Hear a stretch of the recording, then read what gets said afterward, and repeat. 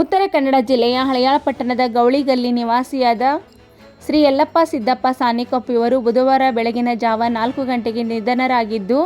ಇವರು ಬಿಜೆಪಿ ಪಕ್ಷದ ನಿಷ್ಠಾವಂತ ಕಾರ್ಯಕರ್ತರಾಗಿ, ಕುರುಬ ಸಮಾಜದ ಮುಖಂಡರಾಗಿ, ಶ್ರೀ ಮೈಲಾರಲಿಂಗೇಶ್ವರ ದೇವಸ್ಥಾನ ಕಮಿಟಿಯ ಸದಸ್ಯರಾಗಿ ತಮ್ಮ ಸೇವೆ ಸಲ್ಲಿಸಿದ ಇವರು ಅಪಾರ ಜನಸ್ತೋಮ ಹಾಗೂ ಸ್ನೇಹಿತರ ಜೊತೆ ಗುರುತಿಸಿಕೊಂಡ ಇವರು